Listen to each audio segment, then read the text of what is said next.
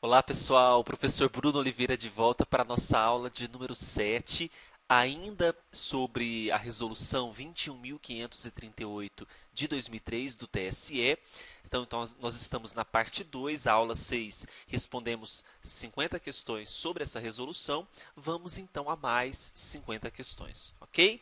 Bem, a questão agora de número 301, veja que nós já respondemos 300 questões rumo à sua aprovação no Tribunal Superior Eleitoral. Essa questão é do TRE do Rio, ano 2012, CESP. Nós resolveremos agora questões, todas elas questões certo ou errado, uma vez que na parte 1 sobre a resolução respondemos a maioria, 90% das questões sendo múltipla escolha. Então veja, em nenhuma hipótese poderá ser realizada revisão de eleitorado em ano de eleição. O que nós precisamos entender é que a regra é justamente essa: não se realiza revisão de eleitorado em ano eleitoral. No entanto, salvo autorização do TSE, excepcionalmente, poderá ser realizada sim revisão de eleitorado em ano de eleição. Então, salvo a autorização do TSE, conforme está explicitado o parágrafo 2º do artigo 58 da resolução. Olha só, não será realizada revisão de eleitorado em ano eleitoral. Perceba então que esta é a regra, salvo, então exceto, em situações excepcionais, quando for autorizada justamente pelo TSE. Então, o TSE é o órgão unicamente responsável por essa autorização de realização de revisão do eleitorado em ano eleitoral, ok? Então, questão 301, gabarito errado. Vamos à questão 302. Essa questão caiu no TRE Bahia, ano 2010. Como o interesse de agir é exclusivo do candidato, outro eleitor não poderá promover a sua defesa em caso de exclusão. Veja, nós sabemos que primeira etapa é a etapa de cancelamento de inscrição eleitoral, onde nós vimos as hipóteses, por exemplo, falecimento, deixou de votar em 3 eleições consecutivas, perda ou suspensão de direitos políticos. Então, após o cancelamento, nós passamos para a etapa de exclusão. Aí, quando eu chego nessa etapa de exclusão, o interesse de agir, no caso, no que tange a defesa dessa exclusão, não cabe somente ao candidato, Outro eleitor poderá promover a sua defesa em caso de exclusão? É óbvio que sim. Então, esse gabarito está errado porque ele afirma que não poderá outro eleitor promover a sua defesa em caso de exclusão. Isso está previsto não na Resolução 21.538 de 2003, e sim no Código Eleitoral, no seu artigo 73. Veja, no caso de exclusão, a defesa pode ser feita pelo interessado, por outro eleitor ou por delegado de partido. Então, no caso de exclusão, quem cabe essa defesa? O próprio interessado, o próprio eleitor ou delegado de partido político, ok? Interessado, eleitor ou delegado de partido. Então, desta forma, gabarito da questão 302, errado. Vamos agora a 303, CESP, TRE Bahia, ano 2010. A certidão do juízo criminal é documento comprobatório apto a possibilitar o restabelecimento de direitos políticos de indivíduo condenado criminalmente junto à Justiça Eleitoral. Veja, quando eu falo de restabelecimento de direitos políticos, existem certos documentos que estarão hábeis a possibilitar justamente esse restabelecimento. Essa questão afirma que, no que tange indivíduo que seja condenado criminalmente junto à Justiça Eleitoral, a certidão do juízo criminal é documento comprobatório? Vocês deverão marcar que sim, segundo a previsão do artigo 53 da própria Resolução 21.538 de 2003. Vamos ler esse artigo? Veja, são considerados documentos comprobatórios de requisição ou restabelecimento de direitos políticos. Aí nós temos casos de perda ou suspensão.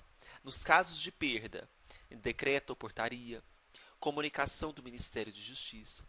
No caso de suspensão, para interditos ou condenados, sentença judicial, certidão do juízo competente ou outro documento. Então, aqui nós estamos com a resposta. Quando eu tenho, então, interditos ou condenados, o que será hábil para provar justamente esse restabelecimento é a sentença judicial, certidão do juízo competente ou outro documento. Ok? Então, gabarito da questão 303, certo. Questão 304, TRE Bahia 2010, CESP. O eleitor que deixar de votar e não se justificar perante o juízo eleitoral em até 30 dias após a realização da eleição, incorrerá em multa imposta pelo juiz. Está falsa porque nós temos duas situações. Se eu tenho um eleitor que está dentro do território nacional, o prazo não é 30 dias, o prazo é até 60 dias após a realização da eleição, seja primeiro ou segundo turno. Conta-se até 60 dias por turno. Se ele está fora do Brasil, será de até 30 dias após ele colocar os pés no território nacional.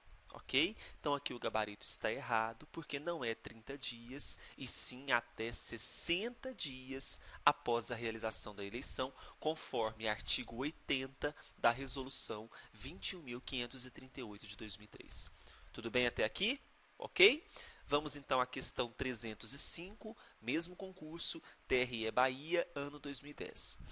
A lei admite que o eleitor, durante o processo de exclusão, vote validamente. Pense o seguinte, nós temos que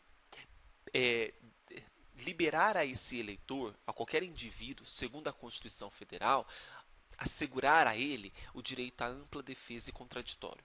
Não é? Se ele ainda estar durante o processo de exclusão, ele não foi condenado, não está transitado em julgado, é claro que ele pode votar validamente.